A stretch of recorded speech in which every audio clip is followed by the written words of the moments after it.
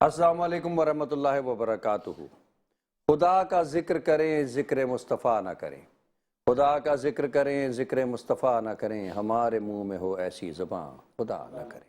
عزیز سامعین کرام، آپ ملاحظہ کر رہے ہیں میٹرو ون کی خصوصی نشریات جو کہ رمضان کے مہینے میں آپ تک باہم پہنچائی جا رہی ہیں، اور آج الحمدللہ 24 پروگرام ہمارے کامیابی کے ساتھ براہ راست نشر کیے جا چکے ہیں، اور یہ 24واں پروگرام آج الحمدللہ ایک بار پھر اللہ رب العزت کے کرم سے میں آپ سب کی خدمت میں پیش کرنے کی سعادت حاصل کر رہا ہوں۔ امید کرتا ہوں کہ آپ سب خیر خیریت سے ہوں گے، اور رمضان المبارک، گزرتے ہوئے رمضان المبارک اب یہی کہیں گے کیونکہ چند ہی دن رہ گئے اور یہ مہینہ ہم سے جدا ہو جائے گا، لیکن بہت ساری یادیں اپنی ہمارے دلوں میں محو کر جائے گا۔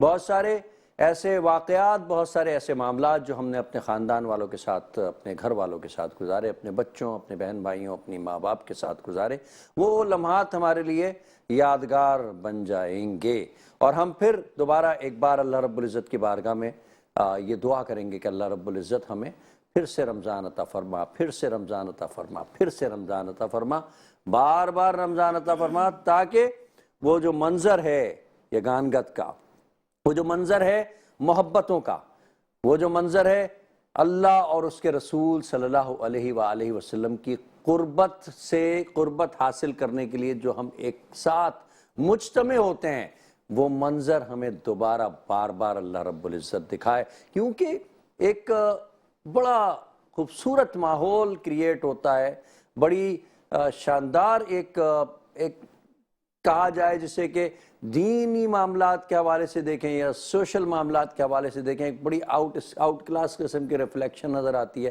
جب پوری فیملی بیٹھ کے افطار پہ ایک اذان اللہ اکبر کا انتظار کرتے ہیں، اور جیسے ہی اللہ اکبر کہا جاتا ہے، ہاتھوں کو بلند کر کے جو دل میں ہوتا ہے وہ رب کے علم میں ہوتا ہے، وہ پیش کیا جاتا ہے ایک بار پھر اللہ رب العزت سے گریہ وزاری کی جاتی ہے، اور رب کو کس قدر پسند ہے وہ خشک ہونٹ، رب کو کس قدر پسند ہے اپنے بندے کی وہ آواز، لڑکھڑاتی ہوئی آواز، وہ پسماندہ سی آواز جس میں وہ اپنے رب کو پکارتا ہے، اس کے آنکھوں سے آنسو روا ہوتے ہیں، وہ خوش ہوتا ہے، وہ اطمینان کا لمحہ محسوس کرتا ہے کہ آج میرے رب نے مجھے کتنا انعام عطا کیا کہ میں اس کی خاطر صبح سے لے کے اب تک بھوکا پیاسا رہا، میں نے اللہ رب العزت کے بتائے ہوئے حکم دیے ہوئے پر عمل کیا، میں نے ان چیزوں سے اجتناب کیا جس سے میرا رب خوش نہیں ہوتا، ناخوش ہوتا ہے،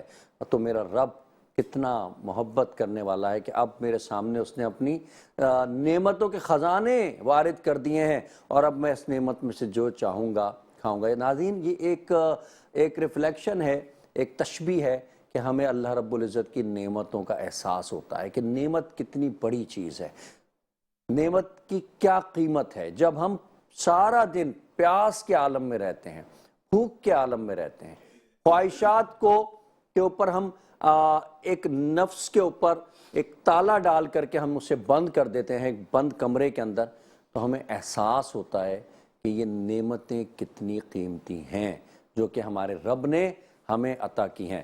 دعا ہے کہ اللہ رب العزت اس رمضان المبارک کو ہمارے لیے برکتوں اور رحمتوں کا باعث بنائے، اور جاتے جاتے اس رمضان میں مغفرت کا جو معاملہ ہے پروردگار ہمارے بھی نامہ اعمال میں مغفرت لکھ دے، اور مغفرت کے بعد ہمارے ساتھ ایک بڑا ضروری عمل ہے، اور وہ ہے جہنم سے آزادی۔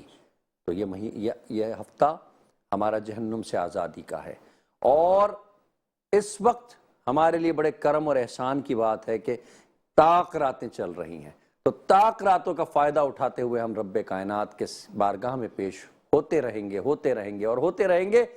کوئی تو لمحہ آئے گا کہ میرا رب عطا کر دے گا اور اپنے فرشتوں کو حکم دے دے گا کہ اس شخص کا نام، ان بندوں کا نام اس لسٹ میں لکھ دو، کیونکہ میری جو جنت ہے وہ بہت بڑی ہے، وہ اتنی وسیع و عریض ہے کہ اس میں جس قدر انسان آئیں گے وہ اتنی ہی خوبصورت اور اتنی ہی شاداب نظر آئے گی۔ تو ان بندوں کا نام بھی لکھ دو، اور مغفرت بھی دے دو، اور انہیں دنیا کی خوشیاں بھی دے دو، اور انہیں جہنم سے آزادی کا بھی نوتا سنا دو۔ ناظرین، لیکن جہنم سے آزادی، مغفرت کوئی معاملہ اتنا آسان نہیں ہے۔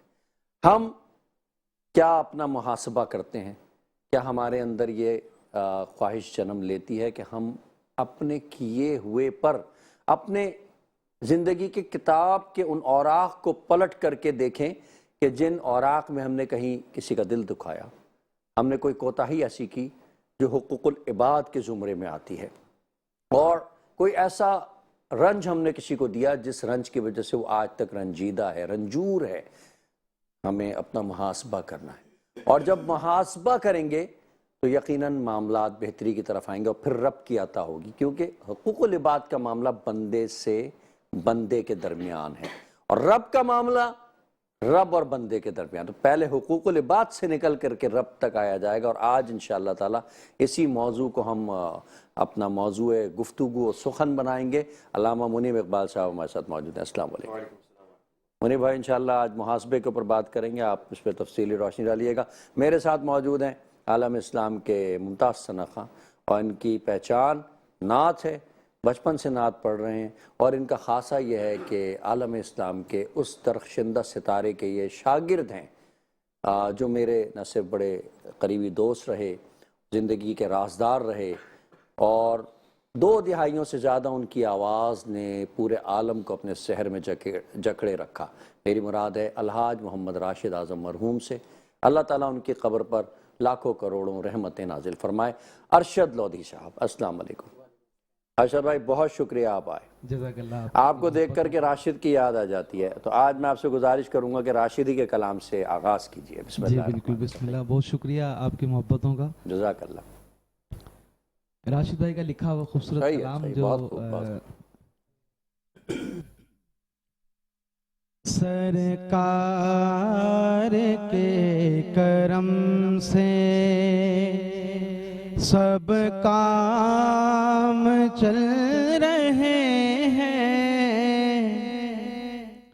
سرکار کے کرم سے سب کام چل رہے ہیں، ہم تو در نبی کے ٹکڑوں پہ پل رہے ہیں، ہم تو در نبی کے ٹکڑوں پہ پل رہے ہیں، سرکار کے کرم سے تڑپے یہ دل جو میرا، میری روح مچل کے بولے، تڑپے یہ دل جو میرا، میری روح مچل کے بولے، اب تو بلا لو آقا، اب تو بلا لو آقا، آنسو نکل رہے ہیں، سرکار کے کرم سے سب کام چل رہے ہیں، سرکار کے کرم سے مانگے جو بھیک ان سے رہتا نہیں ہے خالی، مانگے جو بھیک ان سے رہتا نہیں ہے خالی، ہم جیسے کھوٹے سیکے، ہم جیسے کھوٹے سیکے سر عام چل رہے ہیں، سرکار کے کرم سے سب کام چل رہے ہیں، ہم تو در نبی کے ٹکڑوں پہ پل رہے ہیں سرکار کے کرم سے. اب جو مدینے پہنچا کہہ دوں گا مصطفیٰ سے. اب تو مدینے پہنچا کہہ دوں گا مصطفیٰ سے. قدموں ہی میں سلا لو قدموں ہی میں سلا لو. ارمان مچل رہے ہیں سرکار کے کرم سے. اور میں کیا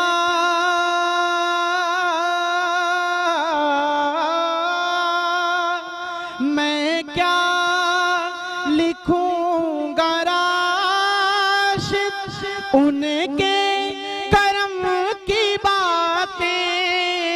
میں کیا لکھوں گا راشد ان کے کرم کی باتیں. طیبہ میں جا کے دیکھو منظر بدل رہے ہیں سرکار کے کرم سے. سب کام چل رہے ہیں سرکار کے کرم سے. محمد ارشد لودھی بارگاہ کشور کونین میں راشد اعظم مرحوم کا وہ کلام لکھ رہے تھے، پڑھ رہے تھے، پیش کر رہے تھے جو انہوں نے اپنی زندگی میں لکھا اور مشہور زمانہ شعراء آفاق اور اللہ رب العزت کی بارگاہ میں مقبول عام ہوا. مقبول عام ہوا اس بات کا ثبوت کہ ان کی رحلت کے بعد آج اس پروگرام میں اس کلام کو پیش کیا جا رہا ہے، اور نہ جانے کہاں کہاں پیش کیا جاتا ہو. جب یہاں پیش کیا جا رہا ہے یقین ہے کہ عرش اعلیٰ پر بھی پیش کیا جاتا ہوگا، اور یہی صدقہ جاریہ ہے.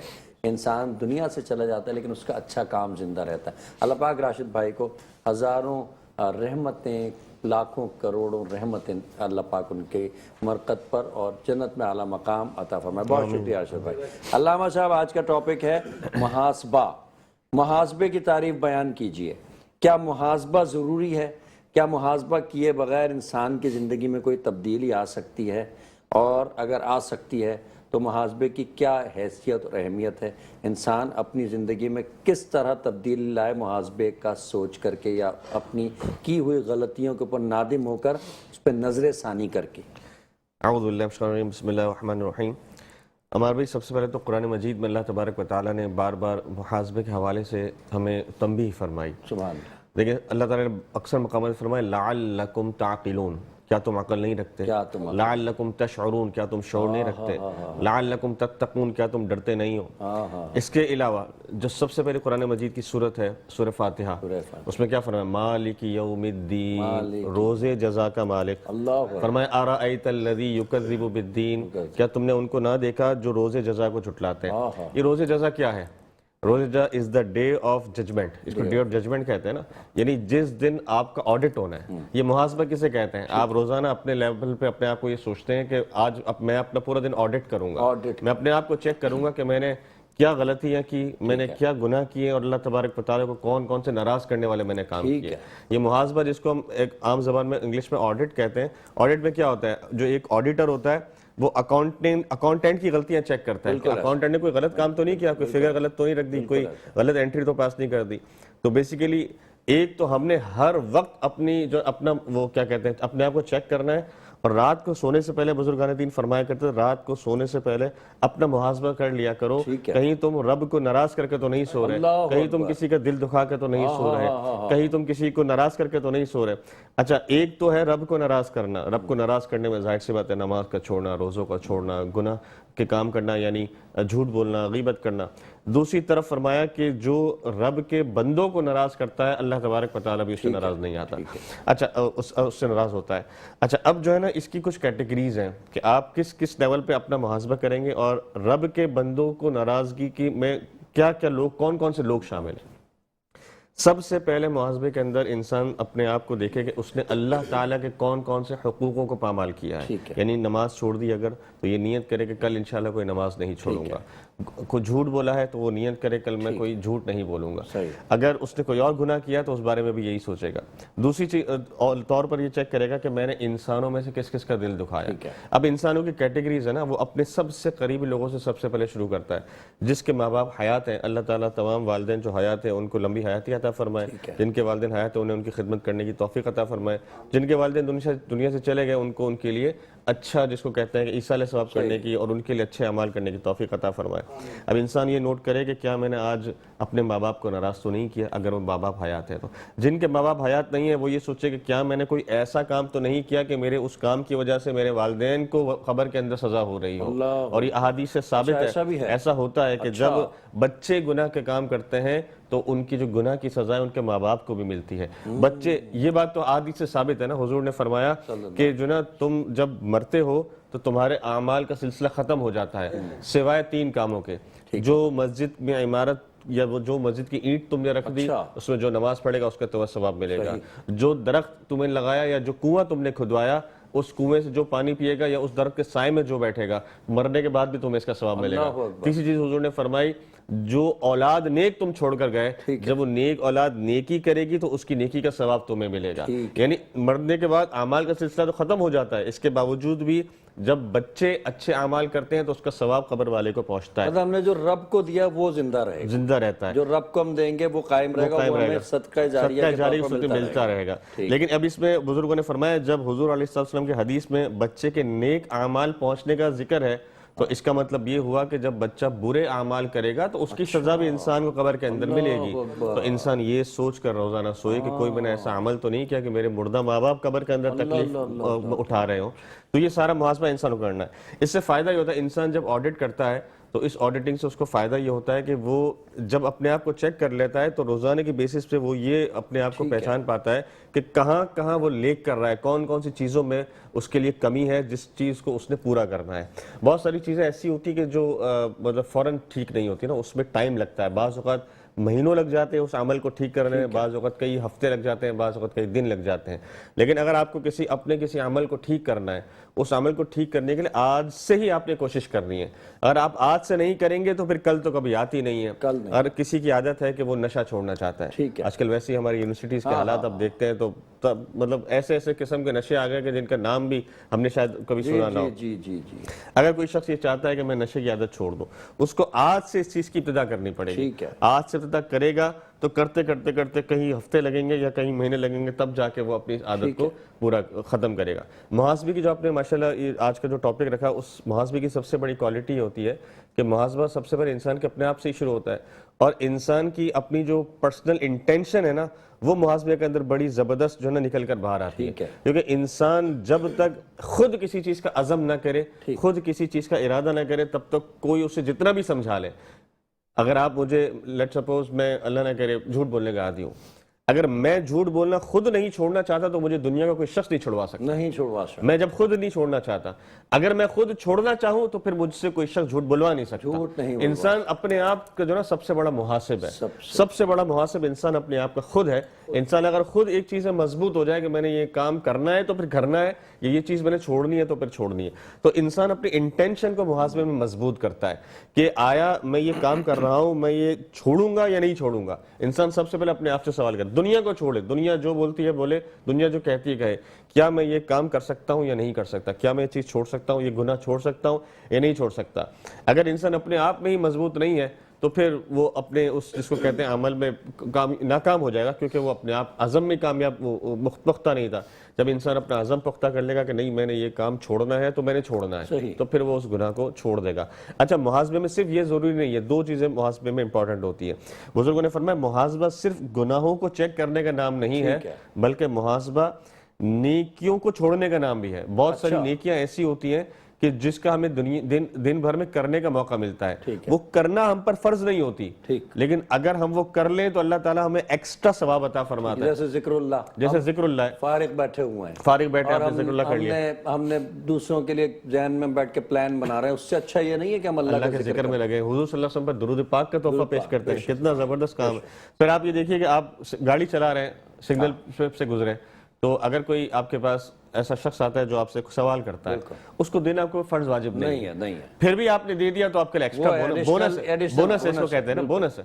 تو یہ سارے چھوٹے چھوٹے بونسز جو ہے نا یہ جمع ہوتے ہوتے کل ایک پہاڑ بن جائیں گے، اور ہم یہ سوچ رہے ہوں گے کہ یار یا اللہ یہ تو ہم نے نیکیاں کی نہیں تھی، اللہ تعالیٰ فرمائے گا یہ وہ چھوٹے چھوٹے عمل تھے جو تم جس کو کہتے ہیں نا کہ میرے بارگاہ میں پیش کرتے جا رہے تھے، آج اس کا ثواب اتنا پہاڑوں میں وہ تو آپ پچھلی ٹرانسمیشنز میں بتا چکے ہیں کہ نیکی کا جو بدلہ ہے وہ اللہ بندے کی نیت کے اعتبار سے دیکھا، جتنی خالص نیت ہوگی اس کا بدلہ اتنا ارشد بھائی ملٹیپلائی ہو کر کے ملے گا۔ اور یہ قرآن مجید میں سورہ بقرہ میں ارشاد ہے کہ اگر ایک انسان ایک مرتبہ وہ نیکی کرتا ہے نا تو اللہ تعالیٰ اس کو 700 گناہ عطا فرماتا ہے، اللہ فی کل سنبلۃ مئۃ حبہ، اللہ تعالیٰ ایک ایسی بالی ہوتی ہے جس پہ 7 دانے ڈالتا ہے اور اس ایک بالی میں سے 100 الگ الگ بالیاں نکلتی ہیں، یعنی اللہ تعالیٰ اس کو 700 گناہ کر کے دیتا ہے۔ اور یہ فرمایا کہ یہ تو صرف ایک سمجھانے کے لیے تھا، باقی ایک نیکی کا اللہ تعالیٰ کتنا ثواب عطا فرماتا ہے وہ میں اور آپ تو تصور بھی نہیں کر سکتے۔ تو یہ انسان جو نا 2 چیزوں کا محاسبہ کرے، ایک تو جو اس نے گناہ کیے ان کو بھی سمجھے، اور جو اس نے نیکیوں کے مواقع چھوڑ دیے اس پر بھی غور کرے کہ کل ایسا موقع ملے گا نیکی کرنے کا تو وہ میں چھوڑوں گا۔ سبحان اللہ۔ اچھا علامہ صاحب آپ نے فرمایا انسان خود اپنا محتسب ہے، ٹھیک ہے، انسان کے اندر یہ جذبہ پیدا ہوا کہ نہیں میں نے یہ پوری زندگی کبھی نہیں سوچا آج تک کہ میں نے کیا غلطیاں کی ہیں، کیا کوتاہیاں کی ہیں، بس میں ایک روش میں چلتا رہا۔ اگر انسان میں یہ خواہش پیدا ہوتی ہے، جذبہ پیدا ہوتا ہے، کیا یہ اللہ کی طرف سے انڈیکیشن ہے، اور کیا اللہ پاک کی بارگاہ میں وہاں سے اس کی زندگی میں بدلاؤ شروع ہو جاتا ہے؟ ذرا فرمائیے گا۔ اس بات کے جواب میں حضور صلی اللہ تعالیٰ علیہ وآلہ وسلم کی ایک حدیث آپ کے سامنے رکھتا ہوں۔ مسلم شریف کی حدیث ہے، حضور صلی اللہ علیہ وسلم نے ارشاد فرمایا پرانی قوموں میں ایک شخص تھا، اس نے 99 قتل کیے، اور اس کے بعد اس کو خواہش جاگی کہ میں اللہ سے توبہ کروں۔ اس نے اپنے گاؤں میں پوچھا کسی عابد، کسی اہل علم کے بارے میں، لیکن اسے عابد کے بارے میں بتایا گیا، ایک عبادت گزار شخص کے بارے میں۔ وہ عبادت گزار شخص کے پاس گیا، اس نے پوچھا کہ میں نے 99 قتل کیے ہیں، کیا میری توبہ ہے؟ اس عابد نے کہا نہیں تیری تو کوئی توبہ نہیں ہے، تو 99 قتل کر چکا ہے۔ اس شخص نے اس عابد کو بھی قتل کر دیا، 100 پورے ہو گئے، 100 پورے ہو گئے، لیکن پھر اس کے اندر ایک جذبہ جاگا کہ میں توبہ کروں۔ مسلم شریف کی حدیث، حضور فرماتے ہیں پھر اس نے اپنے گاؤں والے سے پوچھا کہ مجھے کسی ایسے شخص کا بتاؤ کہ جو مجھے میرا مسئلے کا حل بتائے۔ اس سے پھر ایک عالم کے بارے میں بتایا گیا، ایک اہل علم شخص کے بارے میں بتایا گیا۔ وہ اہل علم شخص کے پاس گیا، اس نے پوچھا کہ میں نے 100 قتل کیے ہیں، کیا میری توبہ ہے؟ تو اس نے کہا کہ 100 کیا، اگر تو نے 1000 قتل بھی کیا، اللہ تعالیٰ توبہ تو قبول فرمانے والا ہے۔ تو پھر اس نے ان اہل علم نے کہا سوال یہ پیدا ہوتا ہے کہ تجھے اس توبہ سے روک کیا چیز رہی ہے؟ کیا مجھے تو کچھ بھی روک نہیں رہا، آپ مجھے حل بتائیں، میں تو توبہ کروں گا فوراً۔ تو اس اہل علم نے انہیں اس شخص کو یہ کہا کہ اس بستی سے باہر ایک اور بستی ہے، آپ وہاں پر جائیے، وہاں پر کچھ اللہ تبارک و تعالیٰ کے نیک بندے ہوں گے، آپ ان کے ساتھ عبادت میں مشغول ہو جائیے۔ جب آپ ان کے ساتھ عبادت کریں گے اللہ تبارک و تعالیٰ ان کے ساتھ عبادت کرنے کی برکت سے آپ کی توبہ کو قبول و منظور فرمائے گا۔ اب وہ شخص نکلا اس گاؤں کی طرف، ٹھیک ہے، ابھی رستے میں تھا، اس کا انتقال ہو گیا۔ اب حضور فرماتے ہیں کہ اب رحمت کے فرشتے بھی آ گئے، غضب کے فرشتے بھی آ گئے۔ اب غضب کے فرشتے اور رحمت کے فرشتے آپس میں تکرار کر رہے ہیں۔ غضب کے فرشتے کہہ رہے ہیں کہ اسے تو ہم لے کر جائیں گے، 100 قتل کیے، اس نے تو نیکی کوئی کی نہیں ہے زندگی کے اندر، کس بیس پر تم اسے لے کے جاؤ گے؟ رحمت کے فرشتوں سے کہا، رحمت کے فرشتوں نے کہا کہ ہم اس کو اس لیے لے کر جائیں گے کہ اس نے نیت کر لی تھی توبہ کرنے کی، اور یہ چل پڑا تھا توبہ کے، تو اس کو تو ہم لے کر جائیں گے۔ لیکن اب جو ہے نا دونوں میں بحث چل رہی ہے۔ اللہ تعالیٰ نے ایک تیسرے فرشتے کو بھیجا کہ جائیے ان میں جا کر جو ہے نا عدل و انصاف کیجیے، وہ ان میں فیصلہ کرائیے۔ ٹھیک ہے، خیر وہ بھی فرشتے تھے، تو انہوں نے کہا کہ ایک اللہ تعالیٰ کا حکم ہے کہ آپ زمین کو ناپیے، ٹھیک ہے، وہ شخص اگر اپنے پرانے گاؤں سے قریب ہے تو غصب والے لے جائیں، ٹھیک ہے، غضب والے فرشتے لے جائیں، اور اگر وہ جس بستی میں جا رہا تھا اس کے قریب ہے تو اسے رحمت کے فرشتے لے جائیں۔ تو اس میں 2 روایت ہیں، مشیت الہی سے یہ فیصلہ ہوا۔ اب 2 اس میں روایتیں ہیں۔ ایک روایت کے مطابق جب زمین کو ناپا گیا تو وہ جس بستی کی طرف جا رہا تھا اس بستی سے قریب تھا، تو اسے اللہ تبارک و تعالیٰ کے حکم سے رحمت کے فرشتے لے کر چلے گئے۔ اور دوسری روایت میں کیا ہے کہ جب اس زمین کو ناپا گیا تو وہ بالکل ایگزیکٹ سینٹر میں تھا، نہ اس کے قریب تھا نہ اس کے قریب تھا. تو پھر واپس بحث شروع ہوئی فرشتوں میں، تکرار شروع ہوئی کہ اب اس کو کون لے کر جائے گا. اللہ تعالیٰ نے فرمایا کہ فرشتوں سے کہو کہ واپس زمین کو ناپے. جب واپس زمین کو ناپا گیا تو اللہ تعالیٰ نے جس بستی کی طرف وہ جا رہا تھا، اللہ تعالیٰ نے اس بستی کی زمین کو حکم دیا سمٹ جا. وہ بستی سمٹ گئی، وہ زمین سمٹ گئی، وہ بستی قریب آ گئی. اللہ تبارک و تعالیٰ کے حکم سے اس سے رحمت کے فرشتے لے کر چلے گئے. تو دیکھیے آپ نے جو سوال کیا نا کہ جب انسان کوشش کرتا ہے، مطلب انسان جب یہ نیت کر لے، تو حضور صلی اللہ علیہ وسلم نے فرمایا. اب حضور صلی اللہ علیہ وسلم کی ایک اور حدیث ہے کہ انسان کی جو روح ہے مرتے وقت وہ اس کے پاؤں کے ناخنوں سے نکلنا شروع ہوتی ہے، اور پاؤں سے ناخنوں سے نکلتی آخری میں اس کے حلق تک پہنچتی ہے، اور حلق تک پہنچنے کے بعد اس کے منہ سے روح باہر نکلتی ہے. یہ ایک پروسیس ہے. حضور نے فرمایا کہ جب انسان کی روح اس کے گلے تک پہنچتی ہے نا تو ہمیں محسوس نہیں ہوتا، لیکن اس کے گلے سے نا ایک غرارے ٹائپ کی آواز آتی ہے جب انسان مر رہا ہوتا ہے. اور اسی لیے حضور نے فرمایا معلم یغرغرا، ایک جملہ استعمال فرمایا. حضور نے فرمایا جب تک انسان کی روح نکل کر اس کے گلے تک نہیں آ جاتی، اس سے پہلے بھی اگر اس نے توبہ کی، اللہ تعالیٰ اس کی توبہ کو قبول و منظور فرمائے گا. یعنی روح نکلنا شروع ہو گئی ہے لیکن ابھی گلے تک نہیں پہنچی، اس کے حلقوم تک نہیں پہنچی.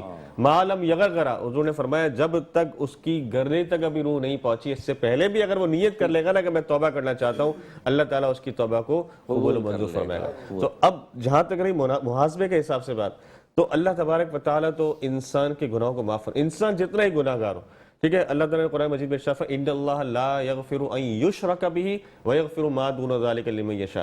شرک کے علاوہ جو بھی گناہ ہے اللہ تعالیٰ اس کو معاف فرما سکتا ہے. وہ اس کی مرضی ہے، چاہے تو معاف فرمائے چاہے تو نہ فرمائے، لیکن اللہ نے اپنی رحمت کا اظہار ضرور فرمایا ہے کہ میں شرک کے علاوہ جو بھی گناہ ہوگا. یہ سوال میں آپ سے کروں گا، ارشد بھائی سے کلام لیں گے، اس سوال کو ہم جواب بعد میں لیں گے کہ کیا معاف پروردگار نے معافی دے دی تو معافی دینے کے بعد بھی دنیا سے جانے کے بعد انسان پہلے سزا اس کی بھگتے گا پھر جنت میں جائے گا؟ یہ سوال کا جواب لیں گے. ارشد بھائی موجود ہیں، ارشد بھائی سے گزارش کروں گا کہ 2 شعر کسی خوبصورت نعت پر پیش کریں. بسم اللہ الرحمن جی یا رب در رسول کی مٹی نصیب ہو، یا رب در رسول کی مٹی نصیب ہو، نکلے جو دم میرا تو مدینہ قریب ہو، نکلے جو دم میرا تو مدینہ قریب ہو.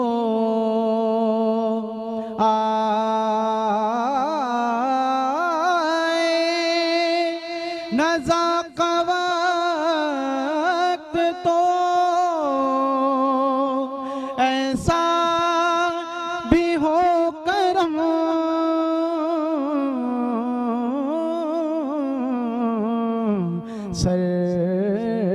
سرکار دو جہان کا کلمہ نصیب ہو،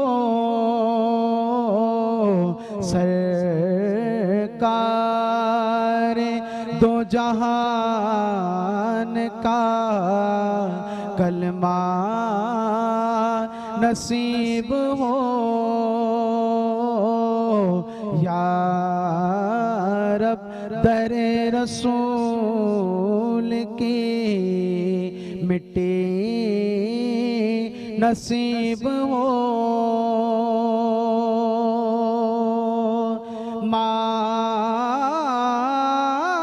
مانگی تھی جو دعائیں وہ رب نے قبول کی،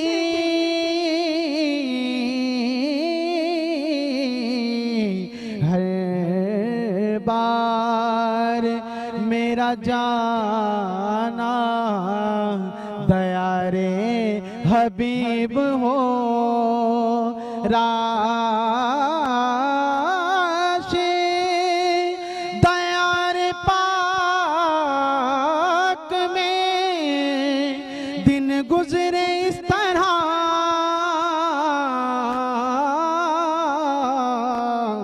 قدموں میں مصطفیٰ کے مجھ سا غریب ہو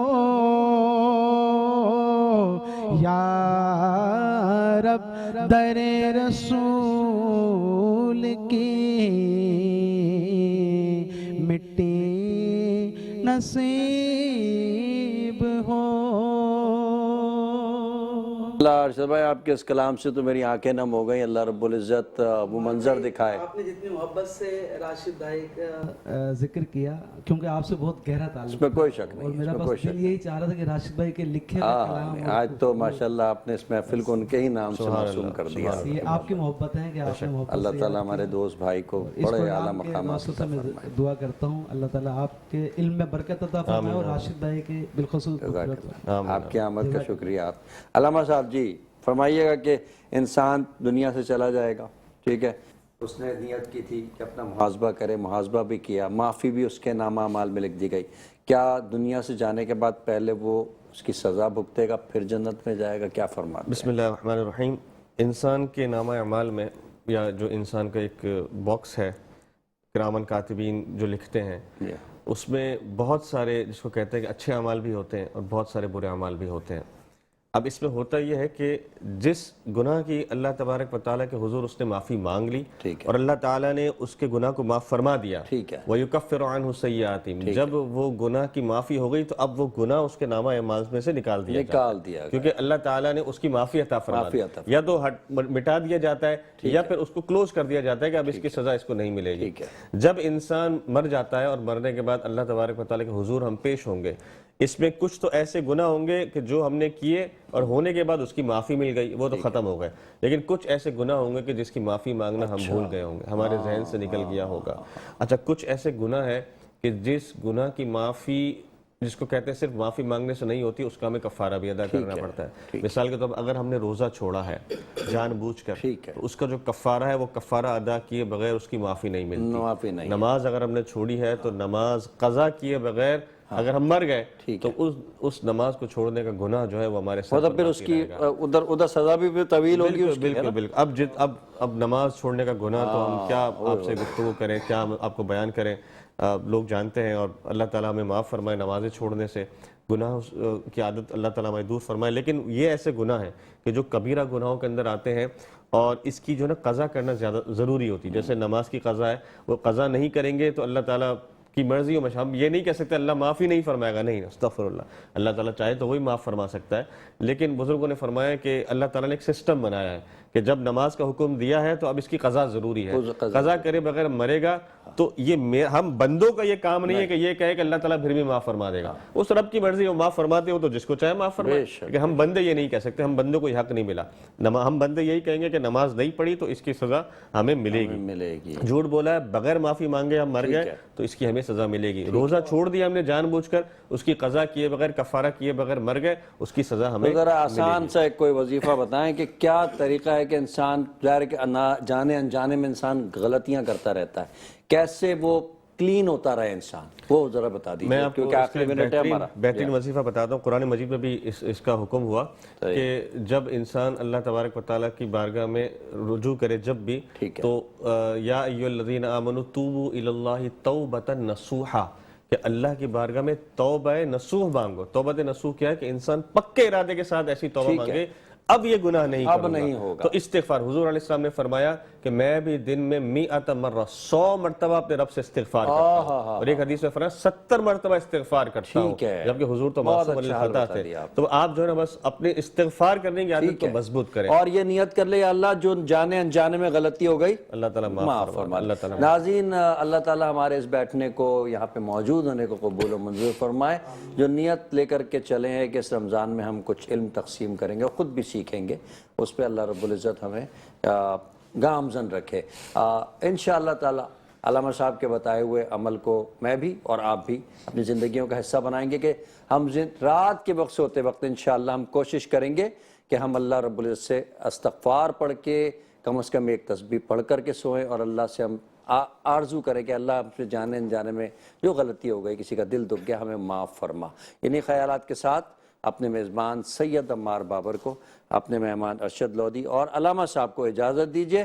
کل انشاءاللہ تعالی پھر حاضر ہوں گے۔ اللہ حافظ و نگہباں۔ پاکستان زندہ باد۔